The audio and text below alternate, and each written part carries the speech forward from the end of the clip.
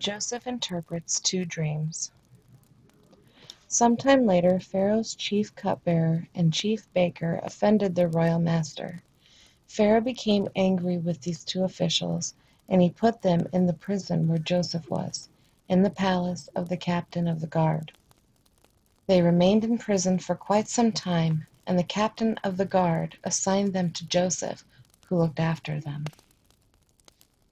While they were in prison, Pharaoh's cupbearer and baker each had a dream one night, and each dream had its own meaning. When Joseph saw them the next morning, he noticed that they both looked very upset.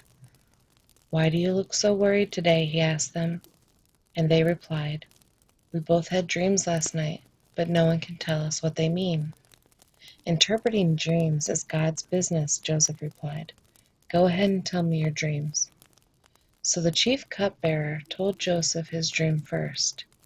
"In my dream," he said, "I saw a grapevine in front of me. The vine had 3 branches that began to bud and blossom, and soon it produced clusters of ripe grapes. I was holding Pharaoh's wine cup in my hand, so I took a cluster of grapes and squeezed the juice into the cup. Then I placed the cup in Pharaoh's hand." "This is what the dream means," Joseph said. "The 3 branches represent 3 days. Within 3 days, Pharaoh will lift you up and restore you to your position as chief cupbearer. And please remember me and do me a favor when things go well for you.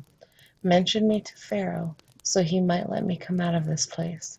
For I was kidnapped from my homeland, the land of the Hebrews, and now I am here in prison, but I did nothing to deserve it." When the chief baker saw that Joseph had given the first dream such a positive interpretation, he said to Joseph, "I had a dream too. In my dream, there were 3 baskets of white pastries stacked on my head. The top basket contained all kinds of pastries for Pharaoh, but the birds came and ate them from the basket on my head." "This is what the dream means," Joseph told him. "The 3 baskets also represent 3 days.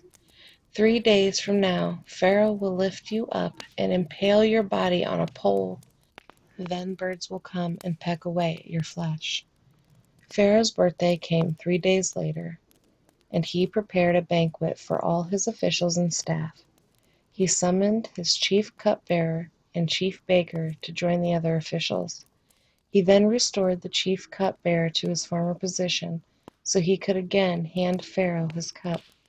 But Pharaoh impaled the chief baker, just as Joseph had predicted when he interpreted his dream. Pharaoh's chief cupbearer, however, forgot all about Joseph, never giving him another thought.